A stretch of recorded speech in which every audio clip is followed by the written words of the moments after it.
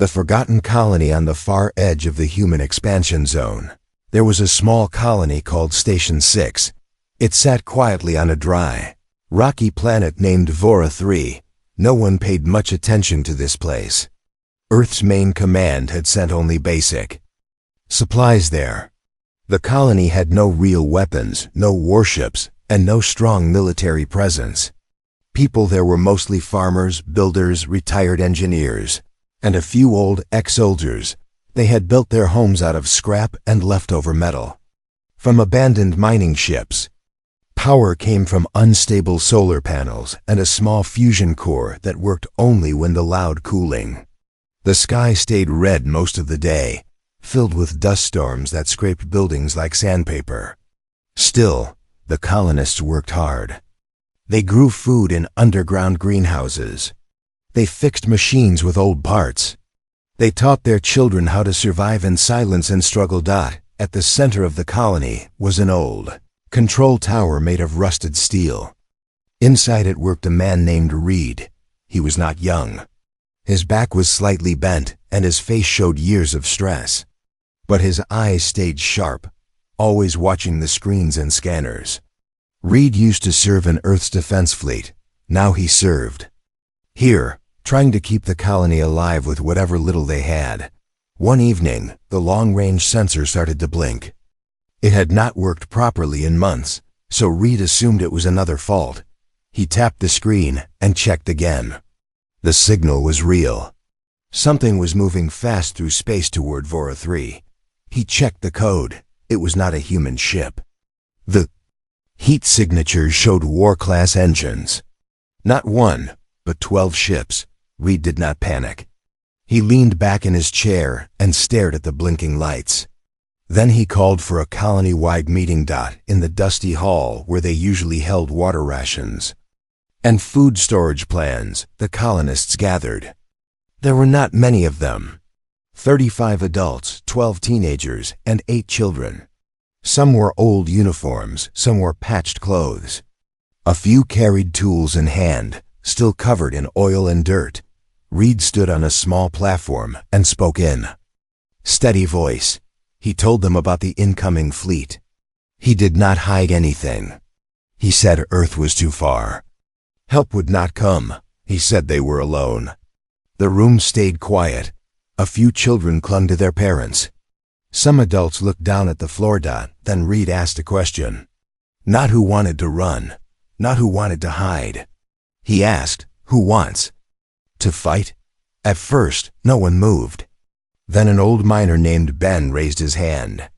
He had only one eye and a broken leg that made him limp. But he said he knew how to rig explosives from mining powder. Next, a young woman named Tara nodded. She was a greenhouse tech, but she had once worked on electrical traps for pest control. One by one, others stepped forward. Reed smiled. He showed them an old sketch he had kept hidden for years. It was a plan to use the land around the colony for defense.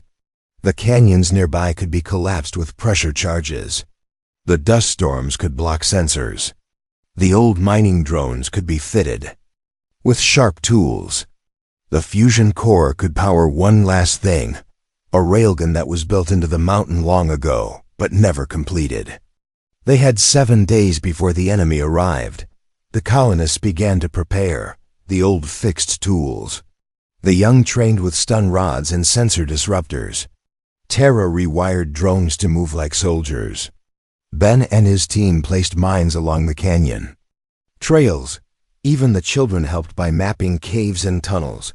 Every night, Reed checked the sky. The alien fleet grew closer. He knew this enemy. He had fought them long ago. They believed in strength and speed. They did not think humans in weak places could fight back.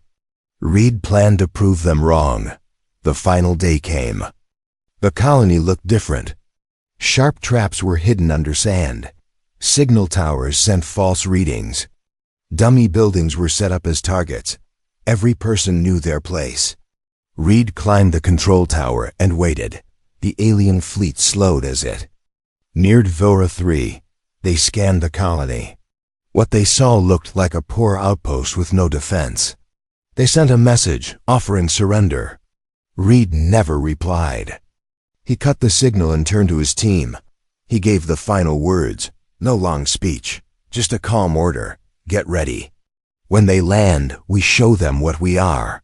As the sun dropped behind the hills, the first shadow of an enemy ship crossed the red sky. Engines roared. Dust rose. The invasion had begun. Inside Station 6, no one ran. No one cried. They waited. Each heart beat steady. Each hand held the tool or weapon they had built themselves. 7 minutes could feel like forever. Or it could change everything. For Station 6, the choice had already been made, and it was not surrender. The enemy above the alien fleet moved into orbit above Vora 3 with quiet confidence. Their ships were dark and smooth, built for speed and control. Each one held trained warriors who had fought across many stars. Their leader stood inside the command ship, watching the dusty planet. Below, he did not expect a fight. To him, this colony was a soft target, a step in a long campaign. He planned to take it fast, clean, and without delay. Inside Station 6, the people stood ready. Reed watched the skies from the top of the tower. The control room buzzed with quiet energy. Tara sat at the console beside him, fingers on the controls. That powered the drones. Ben crouched by a radio, listening to every signal the enemy sent. Other colonists took their places across the land. Some hid in trenches near the canyon. Others sat inside storage buildings filled with traps. The children had been moved to the lowest caves under the greenhouse, guarded by 2 retired soldiers who still knew how to fight. The alien fleet sent a message again. They gave a short warning, offered mercy, promised a quick end. Reed still gave no reply. He looked at the silent speaker and shut it off. Then he spoke to his people through the local comms. Now we begin. The first wave of enemy dropships broke from orbit. They flew in formation, scanning the surface for resistance. What they saw looked weak. Just empty ground and metal huts. No heat from weapons, no sign of defense. They moved lower without fear. Their goal was control, not destruction. They wanted to take humans alive. They thought it would be easy, but the colony had changed. The enemy ships passed over a field that once held water tanks. Now it was a maze of sensor jammers and smoke drones. The alien pilots lost signal for just 5 seconds. That was enough. The closest ship clipped a tower hidden by smoke. It spiraled down and crashed into the ground. The others kept going, but slower now.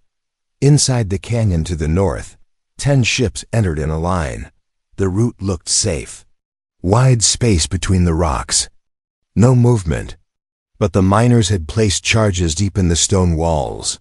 When the 6th ship reached the center, Ben pressed the trigger. A low hum echoed across the valley. Then the canyon walls cracked and dropped like giant waves. 5 ships were crushed under tons of rock. 2 more flew into each other in panic. Only 3 made it out, but their engines burned and their wings cracked. 1 crashed into the hills. The other 2 turned back, broken and lost. Tara launched the drones. They looked like weak mining bots but carried small fusion sparks that could melt armor. The drones moved fast in the dust, striking at the legs of enemy walkers. Sparks flew. Metal groaned. Aliens screamed in surprise as their machines fell. Around them, in the control tower, Reed gave calm orders. He told the ground teams where to push. He sent false signals to confuse the enemy scouts. He watched the battlefield not with fear, but with focus. Every plan was moving as he had hoped. The aliens who landed near the greenhouse found it empty. They entered with scanners up, thinking they had caught the humans hiding. But the floor beneath them dropped. A trapdoor opened and dropped them into a pit filled with electric nets. Above them, the ceiling closed again. No escape. By the 3rd minute, half of the enemy ground force was gone. Their leader on the command ship realized something was wrong. He ordered full assault. All units were told to attack at once. The sky filled with fire. Dropships rushed down with speed. Lasers burned across the land. But the humans had already left the open. They moved underground. They fought in close tunnels. They knew every rock and wall. The aliens had strong armor and bright weapons, but the colonists had sharp focus and no fear. They struck from behind. They vanished in smoke.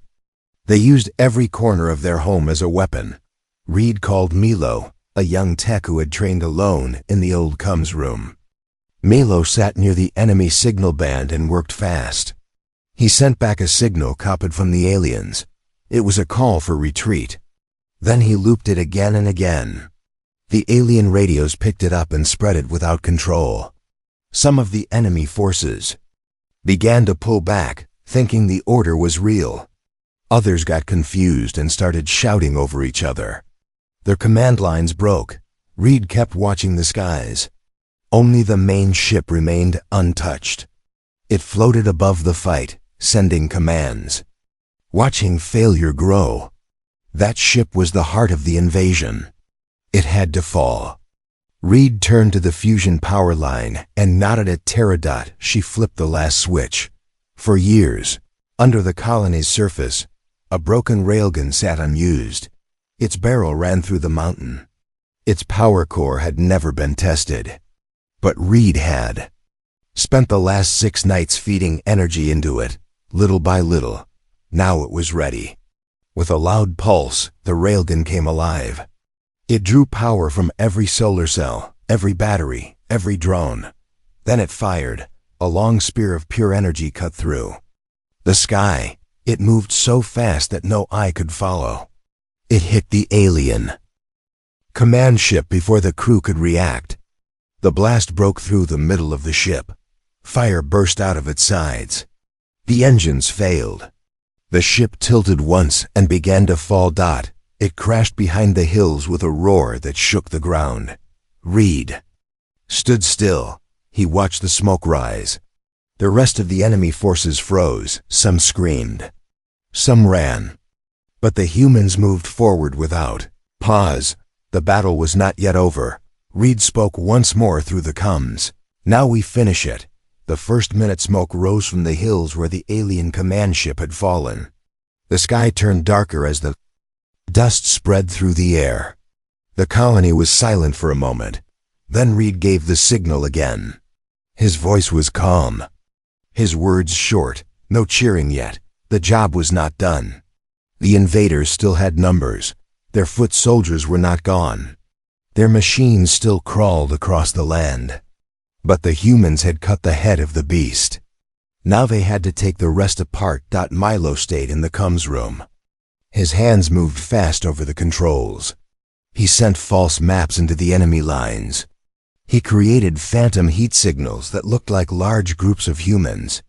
The aliens kept turning the wrong way. They chased shadows while the real fighters moved. Through the smoke and dust, Terra managed the drones from her station. She sent 3 units into the western zone.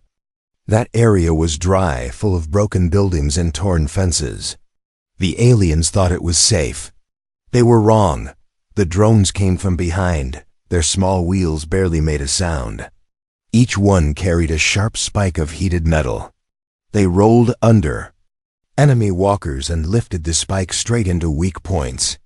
Sparks flew. Smoke poured from the joints. 2 walkers collapsed at once. The alien troops around them turned to fire, but the drones had already moved.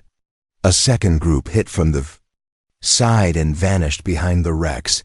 The colonists in the southern fields moved in squads. Each team had a tracker, a trap setter, and 2 fighters. They moved between ruins and fake storage huts. Some wore heat pads on their backs to confuse enemy scanners. Others carried mirrors to reflect beams. They used old hunting tricks. 1 step forward, 2 steps to the side, quick bursts. Silent drops. The enemy soldiers tried to push forward, but the humans kept vanishing. The invaders had come with power. They had not come with patience. That was their mistake. Ben led a squad. Near the riverbed. The water had dried months ago. The land there was cracked and dry. He used that space to place deep wire traps. Each wire was set low, hard to see. When the enemy walked over them, a small spark shot into their legs. Not enough to kill, but enough to stop them from standing. The wires sent signals to nearby drones that rushed in with stun beams. The enemy screamed and fell. The humans never stopped moving. In the far caves, 2 young colonists named Lena and Tom guarded the children. They kept the little ones calm. They told them stories about stars and space. They taught them how to breathe slow. Outside, blasts shook the earth. Inside, the children held hands and waited. One of them asked if they would survive. Lena looked at him and said they already were. Her voice did not shake. Her hands stayed strong. She had no weapon, but her courage was no less than those outside. The alien forces near the north side regrouped. They brought out heavier machines. Tanks with thick wheels. Crawlers with beam turrets. They moved fast toward the tower. Reed saw them on the screens. He gave a new order. This time he called for a full push. He sent 3 teams to block the tanks. He sent Terra a signal to launch the last drone wave. Then he reached under the desk and pulled out a small chip. He slid it into the main console. The system blinked once. That chip held the last defense. A command that would send power from the fusion core into the old mining lifts around the tower. Each lift had been filled with metal debris, each one placed on a timer. When charged, they would launch upward with force. A trap built not for defense but for distraction. As the enemy tanks moved closer, the lifts exploded into the air. Broken metal flew high and rained down like knives. The tanks paused. Some rolled back. The humans used the moment. A squad ran forward with sticky bombs made from mining gel. They threw them under the tanks. A short pause followed. Then fire lit the ground. The crawlers tried to shoot back but hit smoke. Reed stood behind the tower window and watched. His face stayed still. His eyes moved fast. He counted seconds. He did not blink. The enemy lost rhythm. Their lines broke. Their orders clashed. Some units asked for retreat. Others charged forward without cover. The humans did not break. They circled around the attackers. They cut off escape paths. They hit from above. They hit from below. Every second burned the enemy deeper. Every step forward was earned with steel and skill. By the 6th minute, the battlefield had changed. Where once stood strong machines now lay broken shells. Where proud warriors marched now crawled tired survivors. The colonists had not just defended, they had reversed the ground. The enemy had entered thinking they would conquer in minutes. Instead, they were the ones counting seconds. They were the ones running out of time. Inside the tower, Reed stood straight. His hands rested on the edge of the console. His voice spoke again across the comms. He did not shout. He did not smile. He simply said 2 words. Keep pushing. The final minute had begun. The 6th minute. The dust covered everything now. It rose from the burning ground, moved with the wind, settled over bodies and machines. The sky above still glowed with the remains of the destroyed command ship. Smoke mixed with heat. The air felt heavy. The colony was alive but under pressure. The enemy had not fully broken. Their numbers had fallen, their strength had thinned, but their anger had grown. They moved with less order now, but with more rage. The colonists did not let it scare them. Reed kept his focus on the screens. He watched every shift in movement. The enemy lines on the map blinked as their signal strength dropped. Their systems were failing. Milo had managed to block 3 more channels. The invaders now shouted across the field with hand signs and noise. Confusion ruled their side. Reed spoke through the local comms and gave fast instructions. His words were short, but clear. Each squad received a new target. Each step forward brought them closer to the end. Tira pushed the final drone team into motion. These were the last units. Small but fast, their tools sharp and their orders direct. They slipped through fire and wreckage. They attacked exposed. Wires on enemy gear. They flew under crawlers and exploded near power cores. Some drones never returned, but they caused enough damage to break down the last layer of armor that had covered the invading force. Ben took his squad through the South Passage. The ground there was cracked and dry. He knew it well. He had spent years digging tunnels and planting energy rods beneath it. Now he pressed a switch and the rods sparked. A wave of heat rose from the earth. The alien tanks on that side lost grip. Their wheels melted into the rock. The heat wave forced the enemy troops back. The humans moved forward in silence. One group of colonists reached the ruins of the old storage zone. This area had once held food supplies. Now it was filled with old shells and scrap metal. The humans used the wreckage as cover. They threw small flash bombs. They pulled broken wiring across narrow gaps. They made the ruins into a maze. The invaders tried to follow but got stuck between burning debris and collapsing walls.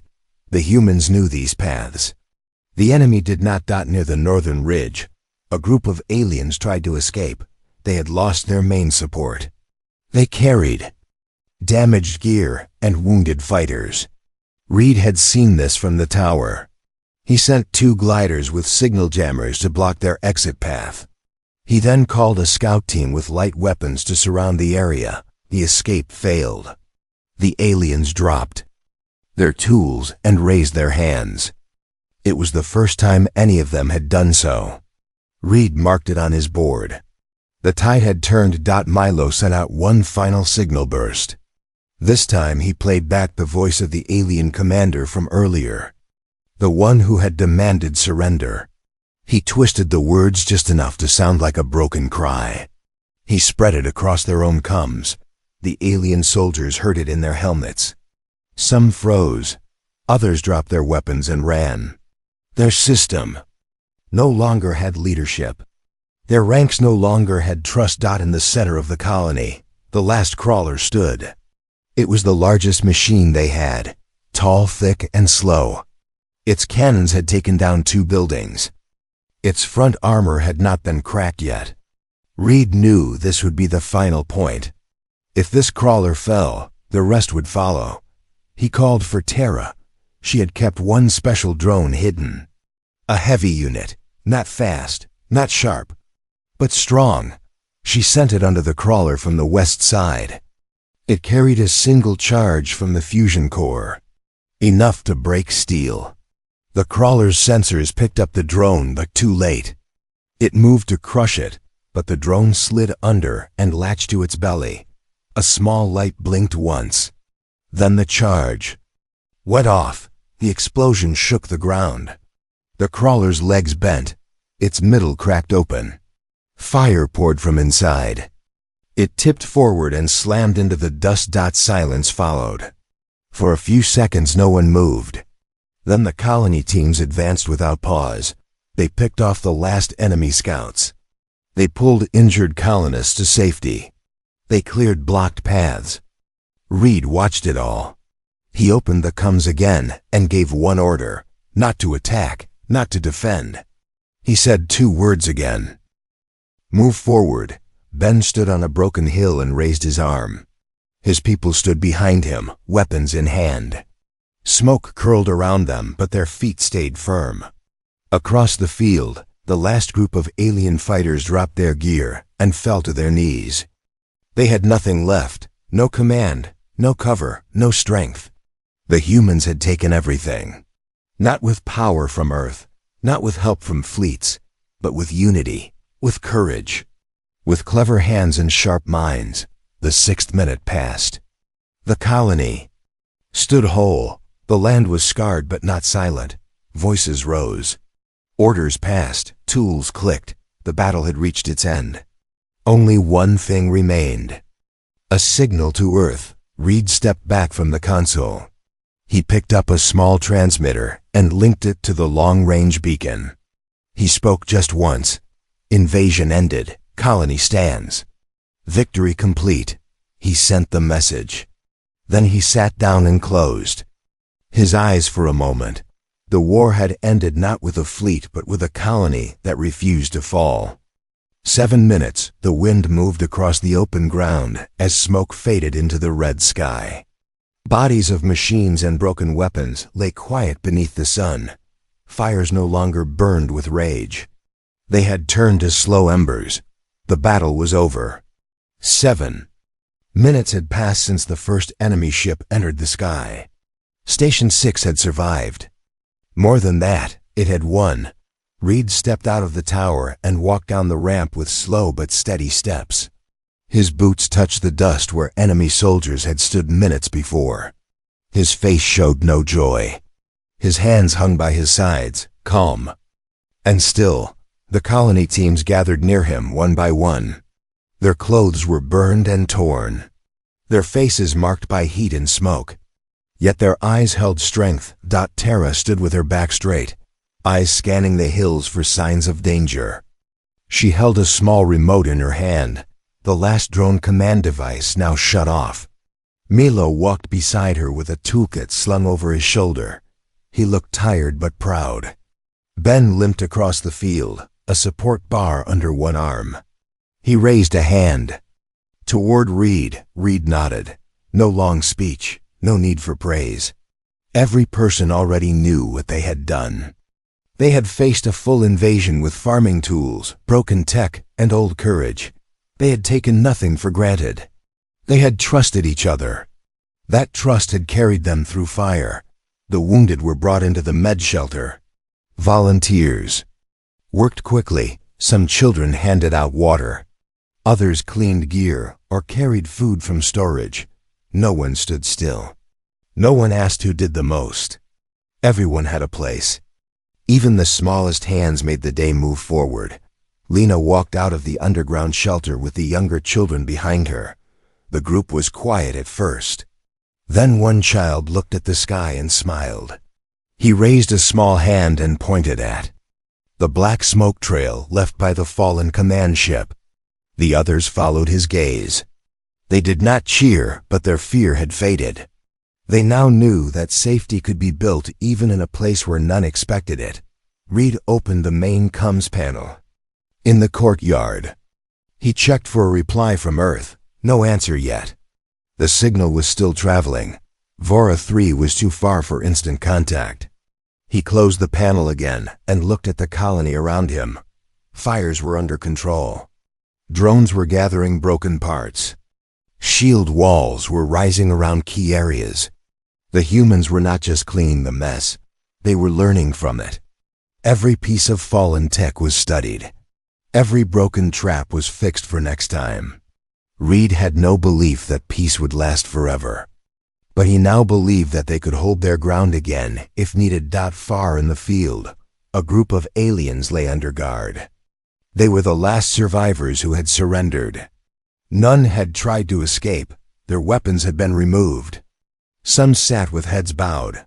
Others stared at the ground. One looked at the humans and spoke in a quiet voice. The translator device caught the words and sent them into the nearest speaker. "We did not expect this," Reed heard it. He turned to the translator and answered through the same channel. "No one ever does until it happens." The alien did not speak again. Reed moved back to the central tower. He climbed the steps and entered the same control room where it all began. He looked at the maps once more. Every red mark had turned green. Every blinking danger had vanished. 7 minutes had written history in a way few would believe. Later, that day, the signal from Earth arrived. It came with urgency. A voice from Command Central asked for a full report. They had tracked the enemy fleet, but had not expected it to attack such a remote colony. They offered support, medical aid, and a recovery team. They asked how Station 6 had survived. Reed sent a short message in return. "We stopped waiting for help. We started fighting for each other. Earth responded with silence at first. Then a follow-up signal came, slower and more thoughtful. They asked for full details. They wanted to know how a forgotten outpost had done what trained bases could not. Reed agreed to send the story. But only after the repairs were complete.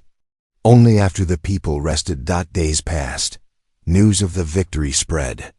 Other colonies sent messages of respect. Some called it a miracle, some called it luck. But the people of Station 6 knew better. It was not luck. It was long nights of planning. It was tired hands fixing broken systems. It was hearts that chose to stand when running seemed easier. Children began painting the story on the walls of the old supply hall. One side showed the sky filled with enemy ships. The other side showed humans with tools and courage. In the middle was the railgun fire cutting through the clouds. Reed saw the painting and smiled for the first time since the battle. The colony had changed. It was still poor in tools, but now rich in spirit. It had no flag, no anthem, no parade. But it had something better. A belief that even the weak could rise when they refused to fall. 7 minutes was all it took. Not to destroy, but to prove that strength lives not in size or weapons, but in unity. In will. In the choice to fight when no one expects it. And across the stars, other eyes now turned to Station 6, not with pity, but with respect. The weakest human colony was no longer weak. It had earned a place in history not through power, but through heart, and it would never be forgotten again. The end.